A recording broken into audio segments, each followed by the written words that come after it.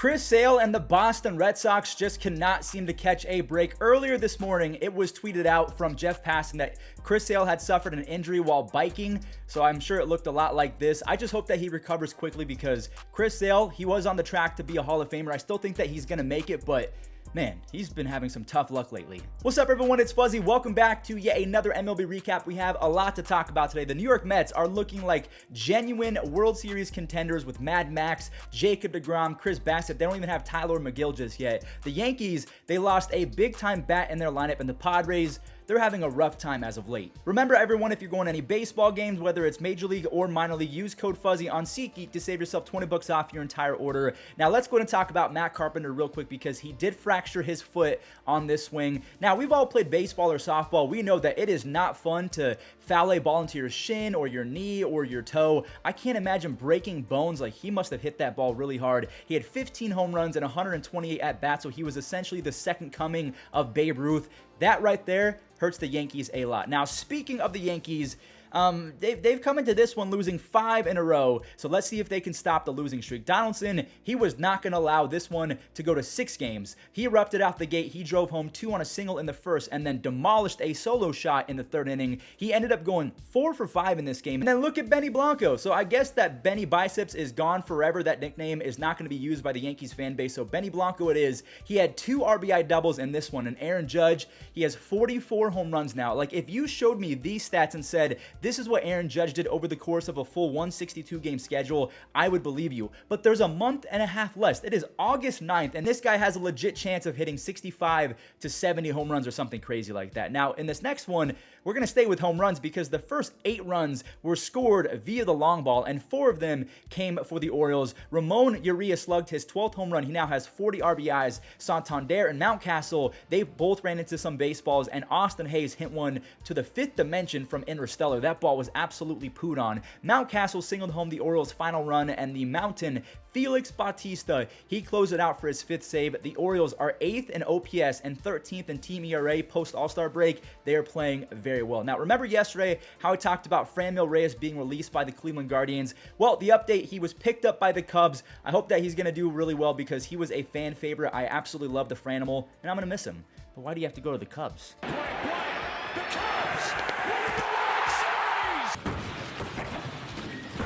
Staying with the Cubs, Nelson Velasquez has been pretty good to begin his young career. He's just 23 years old. He now has 6 home runs in his first 92 at-bats. Christopher Morel has been very impressive as well. He's a rookie. He's 23 years old. That is 10 home runs. He has 13 doubles, 9 stolen bases, and a 121 OPS plus. He has been absolutely out of his mind. Keegan Thompson has been able to find ways to avoid major damage, and this is dating back to last year. He somehow has a career 3.37 ERA after allowing just 1 to the Nationals in this one. Nico Horner and Wilson Contreras, they both single home a few insurance runs for Rowan Wick, who collects his 5th save of the year, just like Felix Bautista. The Mets, we talked about them being a serious World Series contender. It's not just because their offense is playing pretty well. Starling Marte is having himself one of the better seasons that no one is talking about. He now has 12 home runs. He's hitting .294 with 51 RBIs and 14 stolen bases with an almost 130 OPS plus. The defense, it's gotten a tad worse, but he's aging. What do you expect? Regardless, Danny V, the Fridge,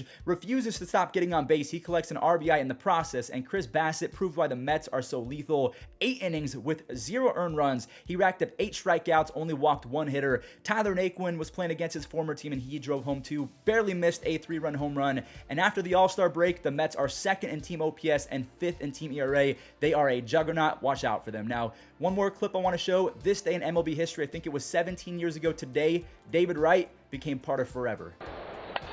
Ooh. A little broken bat, and Oh, David Wright! What a play! Oh, Are you kidding? what a play by David Wright! Do it again! Show it again! You know who I thought was going to be insane? The Padres, especially after seeing them acquire Josh Bell, Josh Hader, and Juan Soto, and after they erupted in that first game with all of those guys. But I kind of feel bad for Blake Snell, which is kind of weird because he's a millionaire who has my dream job, but I do feel bad for him as a pitcher because he carved up the Giants yesterday. He was matching Alex Wood nearly pitch for pitch. He allowed 1 run on a little sac fly to Tyro Estrada, but that was it for both teams. Alex Wood tossed 6 1/3 scoreless, walked no one, and struck out 5. And Camilo Duvall, he ended it on a 102.9. Let's just round up. Screw it. We're not actually going to say 102. 103 mile-per-hour fastball because that's what it said on the screen. The Padres have not scored in 23 consecutive innings. Now, they almost tied this game up in the 7th, but that call was overturned. And because that was overturned, the Padres fan base decided to start throwing things left and right onto the field. Let's not do that. Don't go anywhere. We have yet another 1-0 game. And the funniest part about this one is the Halo scored it in the first inning, and that was all she wrote for both teams. Luis Rengifo is finally breaking out. I always thought that this kid was going to be good. He now has 24 extra base hits, 5 stolen bases, and a decent 106 OPS plus. Look for him to hopefully be in that 2023 death lineup when Ohtani and Mike Trout and Rendon are all healthy. Anyways, Jose Suarez and Cole Irvin pretty much have the same fates as Snell and Wood. Suarez threw 7 shutout with 8 strikeouts, and Irvin went 8 with 6 Ks, but unfortunately because of that one run, Cole Irvin is going to get the tough L. So the Halo bullpen held Oakland hitless over the final 2 innings as Tepera, he's now in that closing role now that Raisel Iglesias is gone. And last but not least, one more game in which a team was held scoreless. He was on cruise control through 6 innings. Fans was throwing 0 after 0, and he just needed a single run to get this game over with. So there it is. The job was done regardless of whether it was a single or a double play from Alek Thomas. Zach Gallen ended up with 7 shutout and 8 punchies, only gave up 3 hits, by the way.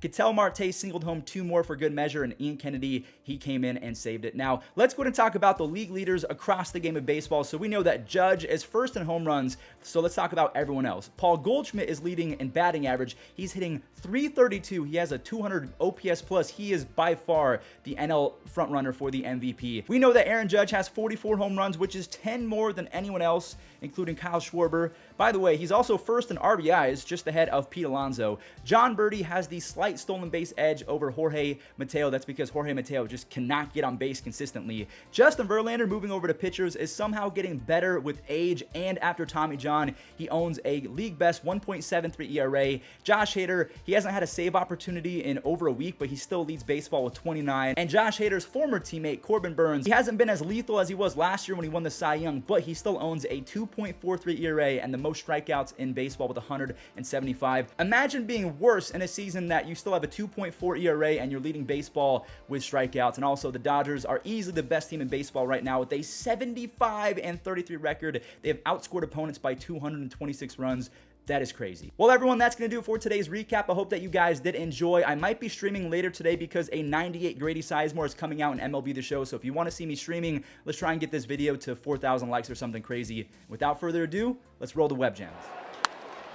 To right field. On the move is Soto back towards the corner. And he runs into the wall, but catches the baseball. The new kid on the block is new playground, Petco Park, and he has a wall sandwich. Oh. Wow. Bounced in the hole. Elvis has it. Jump throw across to first, and they got him. At it, but it looked like Elvis got him. He did. That ball shot in the air to center. Sprint back by Almora. At the warning track, he leaps, extends, and makes the catch. Oh, a brilliant play by Albert Almora Jr. Marte able to tag and take third. Kirk into right center field. This ball will carry. Long run for Mullins. He gets there. And he got there standing up, which nobody's going to do in center field. Is slicing away from him the whole time, but the first step for an outfielder is always the most important. It's a cross step, and he easily ran that ball.